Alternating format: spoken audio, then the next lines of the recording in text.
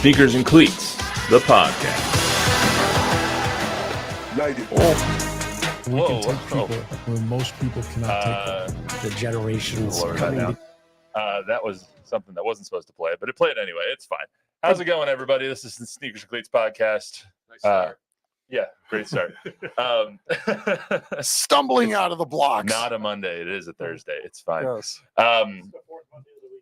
Welcome. Well, at least it was Welcome cool contemporary beats. True. We'll get back to that in a second. Yes. This is episode 127, Thursday, August 22nd. Before we get started, I want to remind you all, subscribe to our YouTube channel, News 4 Fox SA. If you're so inclined, download, rate, review, subscribe. Most people cannot take them. The generations on coming any together. Roy, this is Chuck Miketinac, and before we get to the Cowboys, I want to introduce RJ Ochoa. He's going to be joining us here. He's the editor-in-chief at Blogging with the Boys. RJ, how are you today, my friend?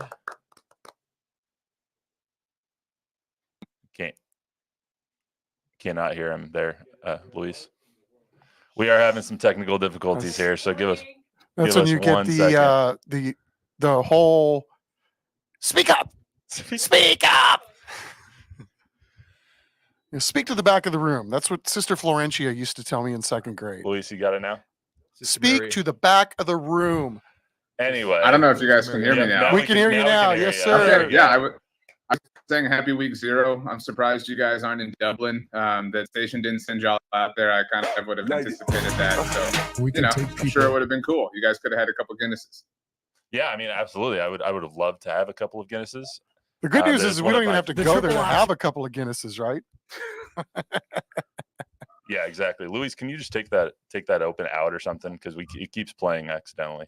It's all good. Sorry, we're working through some issues here, but RJ, we're glad to have you on this week 0, because it seems like it's 0 hour for the Cowboys at all times when it comes to Ceedee and Dak and their contracts. So, how do you? Before I get to any of that, we're going to talk a lot of Cowboys today. We're going to also get into a retirement that I know hit a lot of people in the hearts. So we'll get to all that here in a second. Trivia comes first, though. So, RJ, last time you were on, we did the number game, but we ran out of numbers. So now we do trivia. So I have a trivia question I will ask you and Chuck, and you guys can go ahead and give me your answers now, or we can do it after the Cowboys stuff. So trivia question is, in 2023, CeeDee Lamb set the Cowboys single-season record for receptions, targets, and yards, but not touchdowns. So that does beg the question, who holds the Cowboys' single-season record for receiving touchdowns? You guys go ahead and ponder that. Does a name come to mind, RJ, right off the bat? It does, but I certainly would defect to Chuck first if he would like to go. I don't want to steal. No, by all means, RJ, because I'll probably go to somebody that was never even on the roster. So I'm going to go with Des Bryant. That's going to be my guess, sometime in that 2012 to 2014 range. Wow, that's a good guess. I'll go with one of the other 88s, Irvin or Drew Pearson. Just to throw that out there, just to bring back the original. You give me 2 options. You have to give me one. All right, I'll go with Mike. I like your hedging, but yes. So Mike, I was surprised to find out. I mean, he's just not a touchdown guy. He played with him for 10 seasons, and he only had 49 between him and Aikman. So it's not Michael Irvin. It is Des Bryant. 16 touchdowns. Wow, nice job, RJ. 16 touchdowns in that 2014 season. I think Terrell Owens in the 2006 season is second. So, see, I even forgot the T.O. era. How do you forget the T.O. era? Dude, see that white on my head? Yeah, it's easy. Trust me, it's not the only thing. What's your name again? Sometimes even I forget. Well, that was trivia for today. Let's get to the good stuffs here. Or bad stuff, depending on how you want to look at it. The black cloud over the Cowboys training camp is continuing to rear its ugly head. No contract for Dak done yet. No contract for CD done yet. RJ, you think they'll get it done before the season, or will we see 88 on the field week 1? Or what are your thoughts on this whole saga as it continues? I mean, I as it relates to Dak, I had kind of said for a few months now that I would maybe not press the panic button, but lift the glass encasing around it, like read the instructions again on how to properly execute the panic button, sequence or whatever, you got to like twist both keys at the same time or whatever. if the Cowboys got through the Oxnard portion of training camp without a deal for Dak, and we're here. So if you need to know how to press the panic button, I'm your guy. But the Ceedee thing has kind of evolved and become a bigger cloud over that. Now, obviously, I think some of that is because he's holding out, and so it's a little bit more flagrant in that sense. It has been kind of silly every time we've asked these questions for the last few months, like, oh, it's, these are just voluntary workouts. Who cares if he misses them? Oh, this is just a mini camp. You don't even need to learn this stuff. He knows the offense. Oh, it's just the beginning of Oxnard. Everything will be fine. I think, given the proximity of week 1, you have to be willing to tolerate the idea that he could miss. I mean, the fact that we're this deep into this holdout, it seems like it has legitimate life. Maybe it's still, 49% or below. But it's no longer just this cute, funny little thing that we're throwing out for attention. It is a very real possibility in my mind. I can't believe that we're at this point and these continue to remain issues for the team, but that's kind of par for the course around here. You're also getting to the point where injury for that week 1 game could, rear its ugly head. Soft tissue injuries are something that is a real issue for all teams. And so if you just throw a guy in on a Monday right before the game and then you want to play him on Sunday, it might not be the safest issue at this point either. Chuck. Yeah, I heard Chuck talking about that right as I came in, and that's a reality, right? And right. I think some people think you throw that out right now just as like, panic talk or whatever the case may be, but it's a very, very real thing. I mean, Zach Martin is going to be in the Hall of Fame someday and is better at his job than Ceedee is at his. And I mean that as no slight to Ceedee Lamb whatsoever. But it took Zach Martin. Right. It took Zach Martin some time last year to kind of find his rhythm and find his routine. It took, Nick Bosa some time, who held out last year. It is very, very, very rare. The kind of only example you can come up with is Aaron Donald. People love to point out that he won Defensive Player of the Year every time he missed all of training camp. Cool. If you have the Aaron Donald of wide receivers, then by all means. But maybe if you have the Aaron Donald of wide receivers, you would pay him commensurate with that level of talent. So it's difficult to explain why we're still here. Aaron Donald is also just one of one. So right.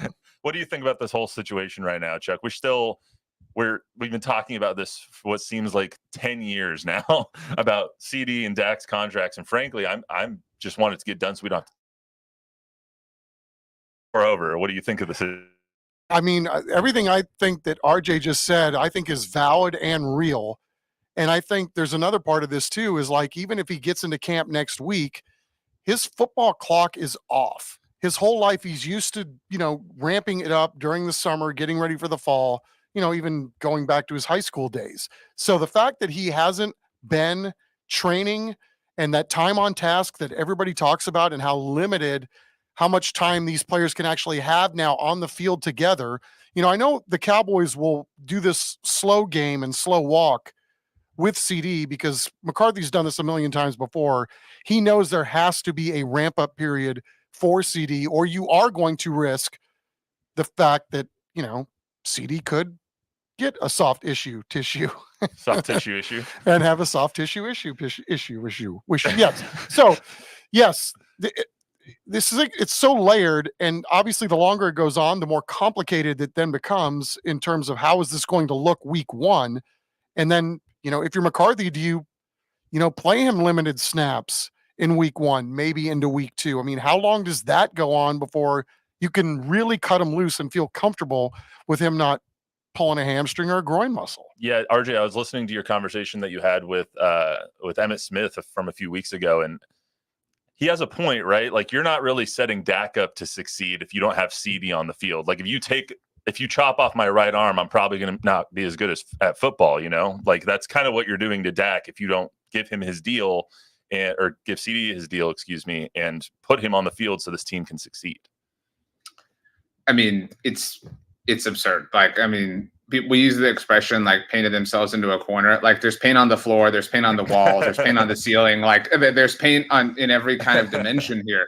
And I agree with Chuck, and I agree with you, Matt. Like, it's very possible, right, that they're limited with Ceedee. So, okay, Dak, check it out. You're on our team, which means any success you have drives success that we have. We have mutual goals here.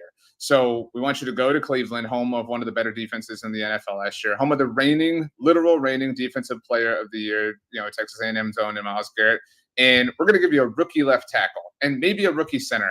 And your best wide receiver there, who's caught more touchdowns from you than anybody throughout the course of your career, he's either going to be limited or not be there entirely. Your head coach, if you want to look to him for a point of stability, yeah, that dude is in a contract year as well. Like, it is nothing but pure, unadulterated, 100% self-induced chaos surrounding the most important player and kind of nucleus on the team. It's very difficult to explain other than either mass incompetence or this ultimate need for attention in the worst kind of way possible.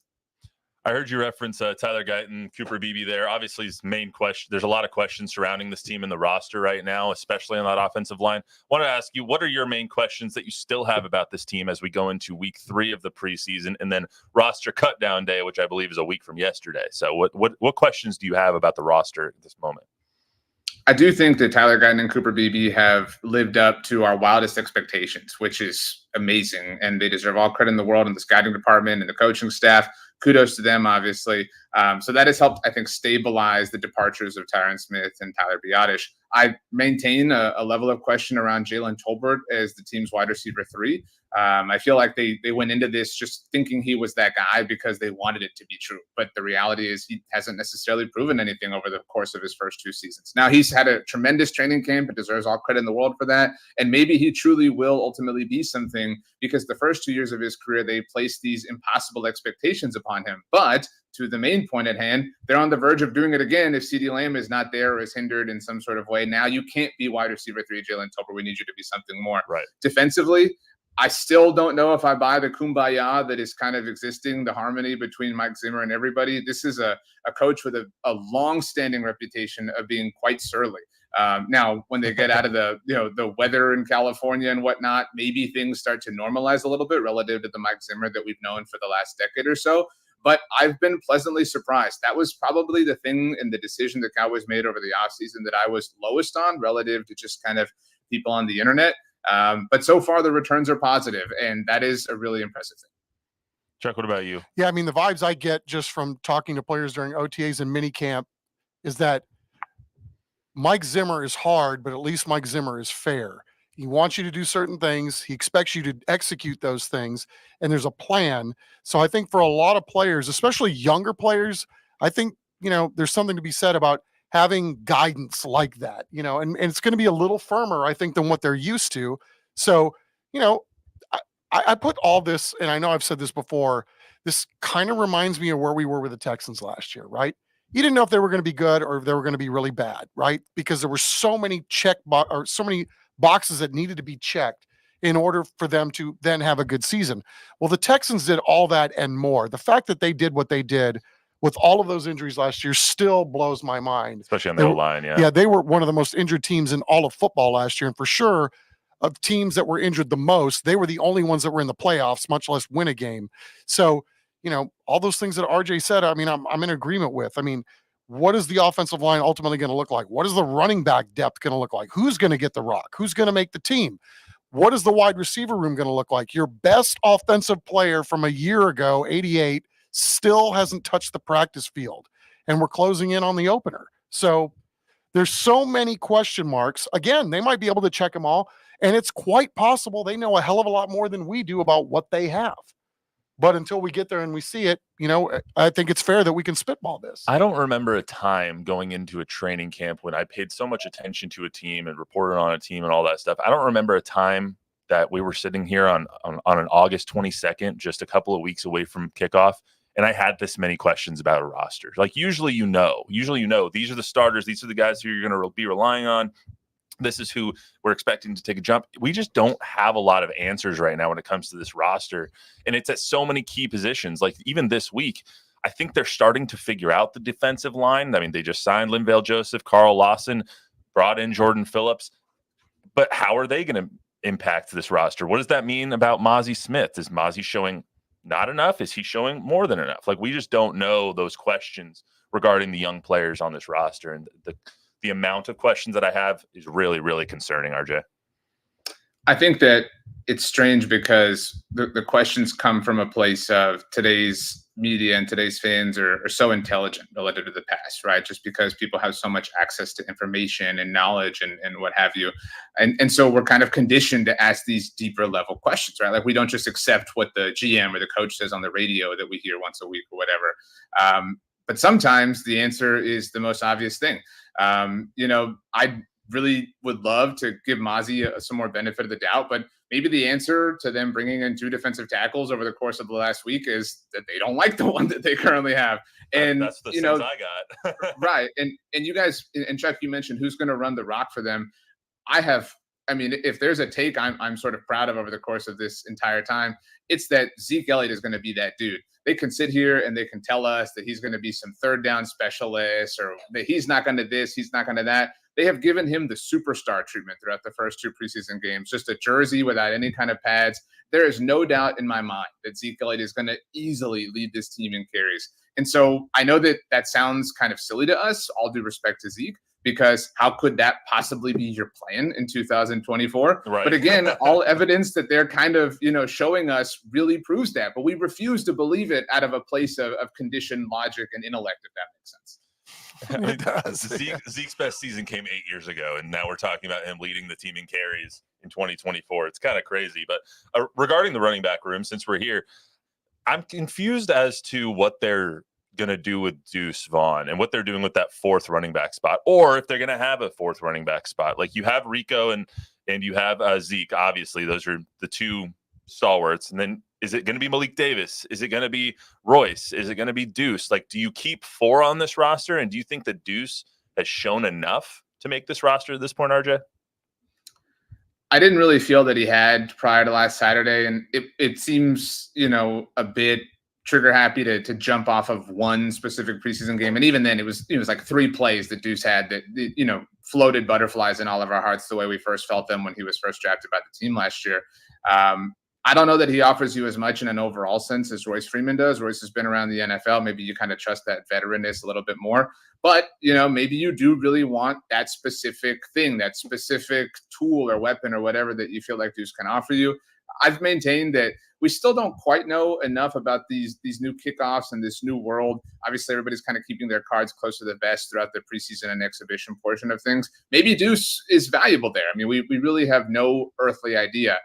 If I had to bet right now, I would say that he doesn't make the 53-man roster. He's probably the 55th or 56th guy, and it just kind of comes down to where you want to go long or short in different places, and that may squeak him onto the roster when it's all said and done.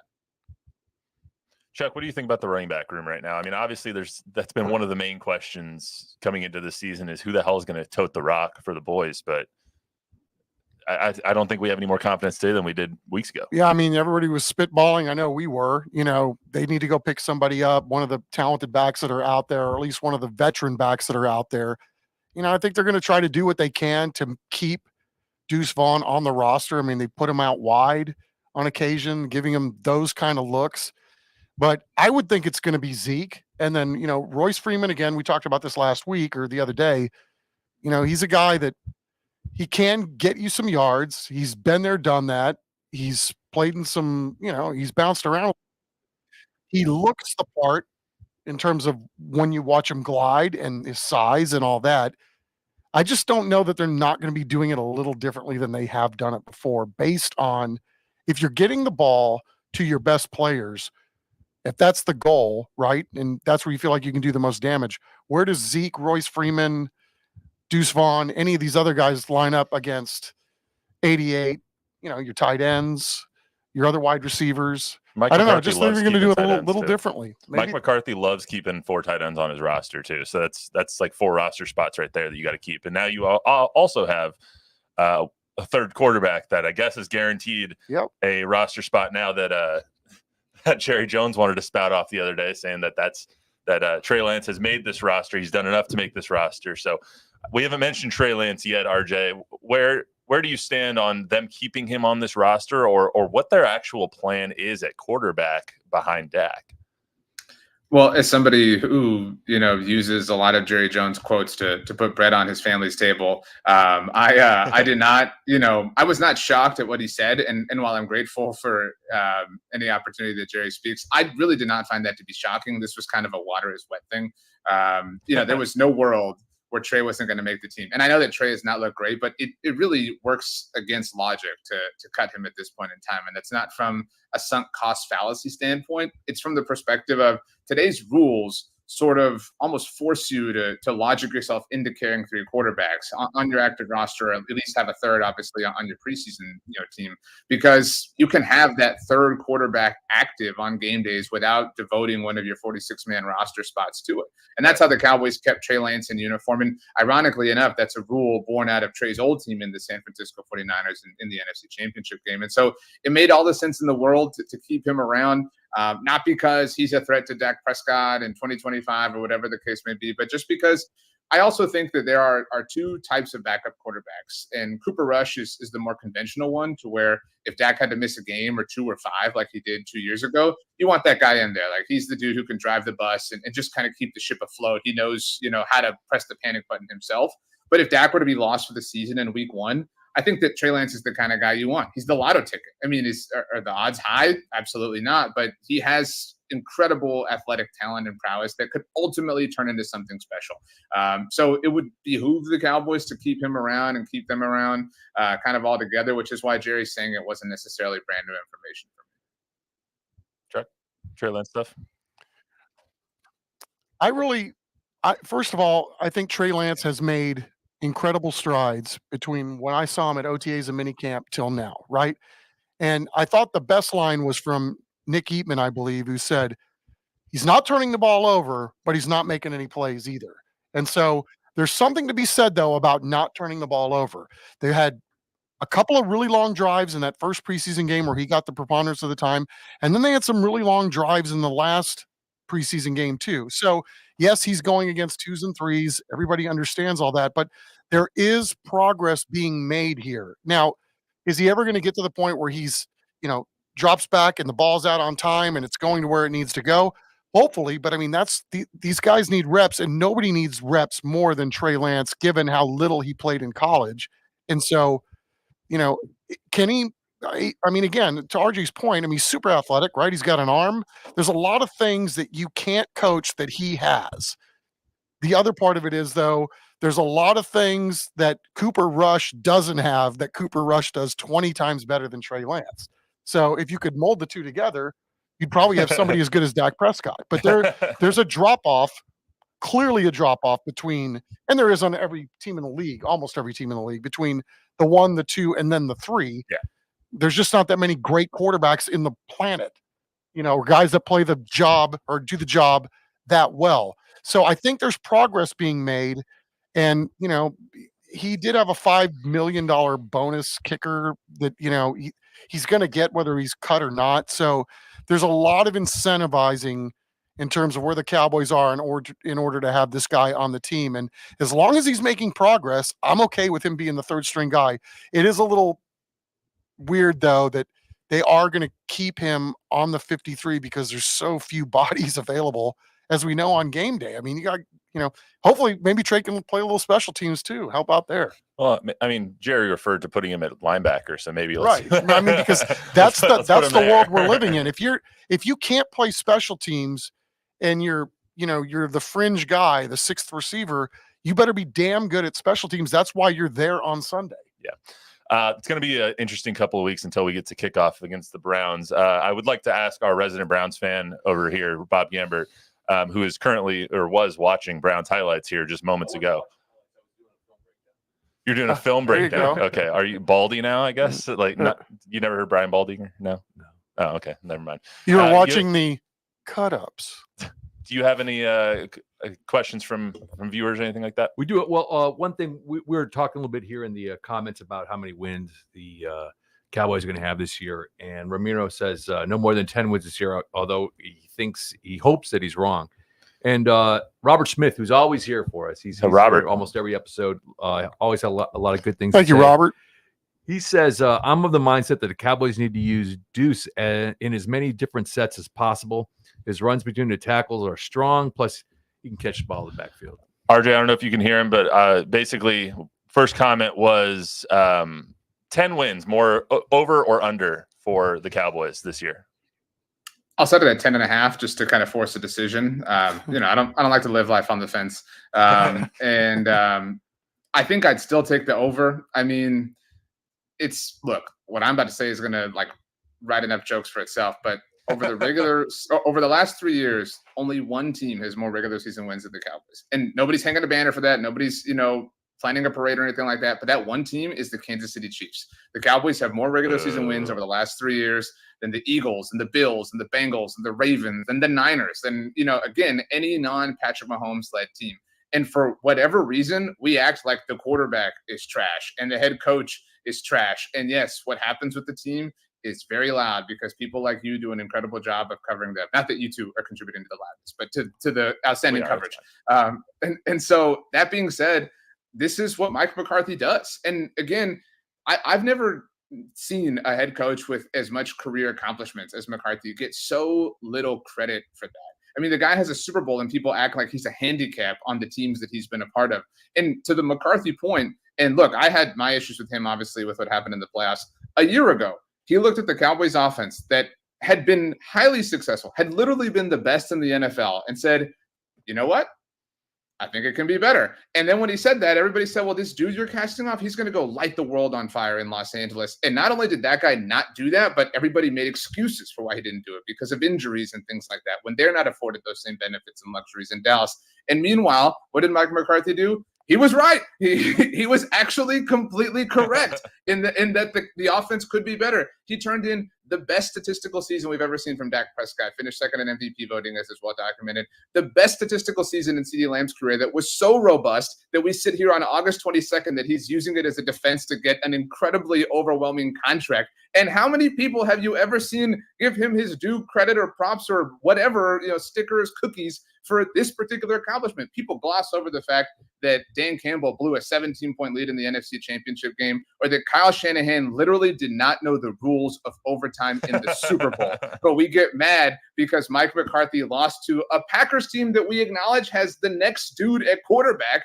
in the playoffs. It's an amazing sort of thing. And so I do think that inherently lowers whatever proverbial over-under, which is why, to kind of make a long story short, I'll take the over on 10 wins, 10.5 wins for the Cowboys.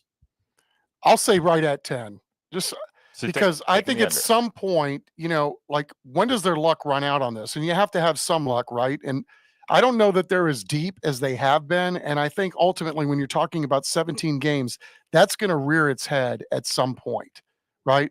I mean, I think we've done a pretty good job of lauding McCarthy around here in terms of what he's done and, what this franchise is capable of doing under him.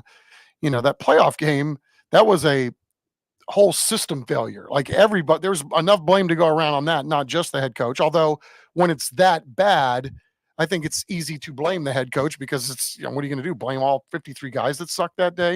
And not everybody did, but I mean, defensively, right? They couldn't stop anybody that day.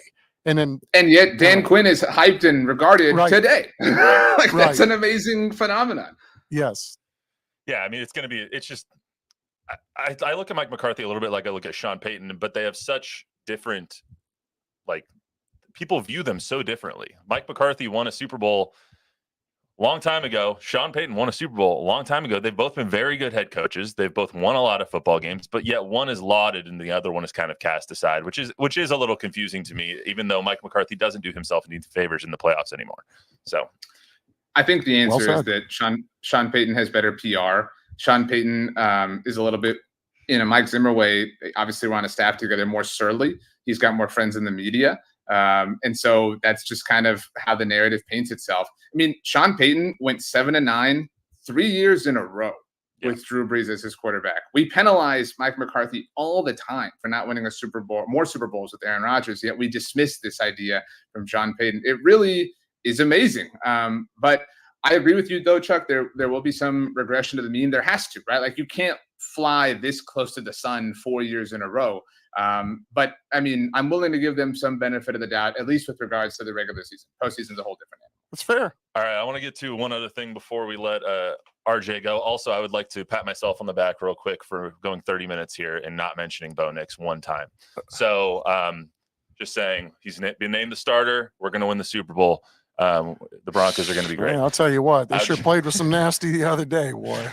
That's all I'm saying. It's actually, I think it's a personal record over the last couple of days. I usually go with that about 10 minutes, and that's usually my quota. So I do want to get to, we are never going to hear Bill Land say, "Oh, mama," again.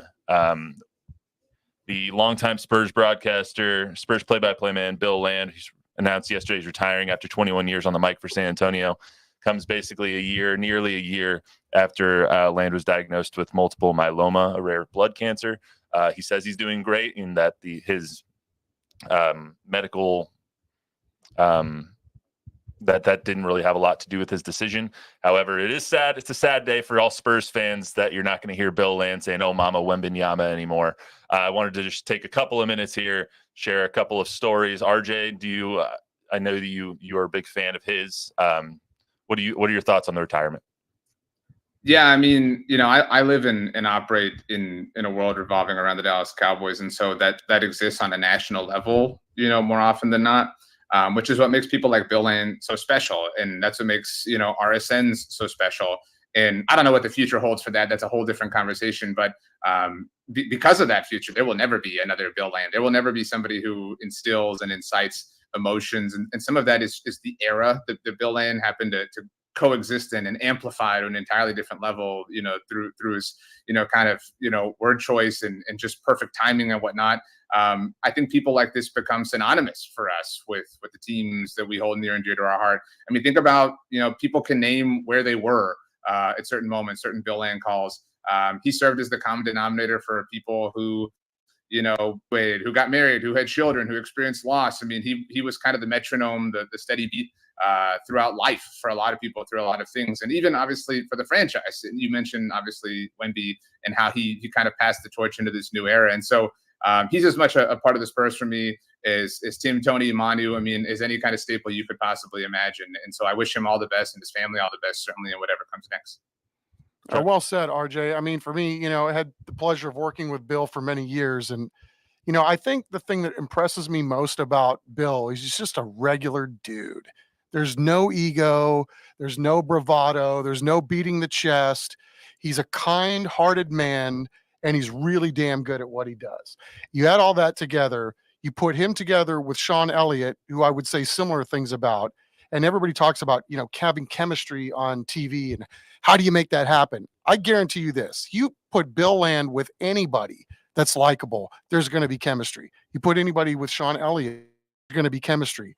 Those guys are pros, and that's been the cool thing about this. When you win as big as the Spurs did, I mean, those guys, Bill and Sean, but, I know we're speaking specifically about Bill, but, like Bill is the author of these championship teams, and that voice and those calls, and that's what stays in your head. That's the conduit to everybody that's watching on television. And so, to RJ's point, I mean, he's just as important in terms of brand building and what this organization has become and what it's achieved. What a career. And, I'll say this too. I mean, with all that he's been dealing with, would you have ever known it? I mean, he kept that under wraps forever, tough dude, came to work, never pissed and moaned about anything publicly or woe is me or give me a trophy for coming to work. I mean, everything that Bill Land is what I want to be when I grow up. I mean, just solid freaking stud. I can't add anything to that. That was perfectly said by both of you. RJ, thanks so much. We apologize for the technical difficulties at the beginning, but thanks for sticking with us and thanks for coming on. Yeah, of course. Thanks for having me. Sorry about the Broncos' new uniforms, and that you have to look at them all the time. They're okay. Hold on. They're not that bad. Here we go for another 10 minutes now, RJ. I don't like that the pants, they have the line on the side. I don't like that the jerseys don't have the same line because that just looks kind of weird to me. But the jerseys really aren't that bad. The whites with the icy white helmets are awesome. We understand that the altitude in Denver is extraordinarily high. We don't need the 5280, we all know, okay, we're all good. It's going to be okay. You don't need the mountains on the shoulders either. No, yeah, I don't. I know where we are. Right? I just need the horse on the top of the stadium on that one end zone. That's all I need. You got to keep that. How about the old throwback uniforms though? Because they came out with the newer like rendition of the throwbacks, which are awesome. Dang, dude, is this airing in Denver? The Broncos are a borderline Tiffany brand franchise in the NFL, and they've done a lot to ruin that over the course of the last decade. They've got to earn a whole hell of a lot before I'm willing to give them any kind of flowers for anything. And they've got to look a lot different from UTSA for me to say that their uniforms are awesome. So. You know, RJ, you just need to bow leave. All right. You need to you need to bow leave in this team. All right. Thanks, RJ. I appreciate you, man. Hey, RJ, keep up the good work, man. We enjoy your work. We enjoy your takes and your perspective. So thank you for stopping by today. Y'all are the best. Y'all have a great rest of the day, rest of the weekend, and looking forward to chatting throughout the regular season. Yes, sir. You too. Thanks, sir. That's RJ Ochoa with blogging with the boys. Love his insight. Yeah, he does. He's got good takes, and he's thoughtful. He's funny. I mean, he's very good at what he does. He is. Exactly. Go check out all of his articles and stuff like that. We'll have him on throughout the season whenever he has some time. And I see Bob over there looking at the new Broncos jerseys. Some of them are bad, but most of them are pretty good. Yeah, that stuff they wore the other night to me looked like they matched road and home uniforms and just flipped a coin and said, okay, we're going with road jerseys at home, but we're doing the road pants at home. The way they did it, they mix and match. They made everything like mix and match a bowl. So you can have Garanimals. Yeah, that's right. Yeah. They throw you back to the Granimal days. That's what nice. They made it so you can have the orange pants with the blue jersey and it'll look fine, but it's like just have a set jersey. Like I'm not a huge fan of the mix and match, but anyway. One quick thing before we get out of here. Sinclair, our mother company here, parent company, has a new podcast that they just came out with. It's called The Triple Option. That's what messed us up at the beginning was their open kept playing accidentally. But if you want to check that out, download, rate, review, subscribe, and get that on YouTube. You can do that on any podcast app as well. It's Urban Meyer. It's Mark Ingram. It's Rob Stone. Rob Stone. Thank you. Do you have it right now? Okay. We're going to play the open real quick. Light it. We can take people where most people cannot take them. The generations coming together. That place was jumping. The Triple Option, presented by Wendy's, wherever you get your podcasts. Can't get a much better cast than that. I mean, one of the best coaches of all time, one of the best running backs in Alabama history.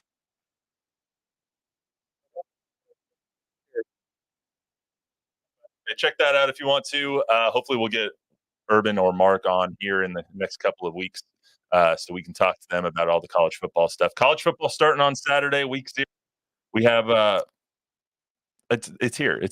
Football's here. It was like the dam broke, right? It's not only here, it's like in your face every single day. I mean, yes, thank you. Thank you, Jesus. Also, before we get out of here, quick shout out to the Bernie Little League. They are playing Little League World Series this weekend. They play in the U.S. Championship on Saturday. If they win that, then they go to the Little League World Series Championship on Sunday. We're sending Zach Hedrick out there for all the live coverage, and it's awesome. Like, congratulations to them. It's phenomenal seeing the entire city of San Antonio, the entire area around Bexar County, kind of rallying behind these 12, 13, 14-year-old Yeah, kids. like grown men. I mean, they play great baseball. They pitch, they catch, they hit, and the poise that they play with them, the maturity, they're aggressive. You know, they do it faith-based.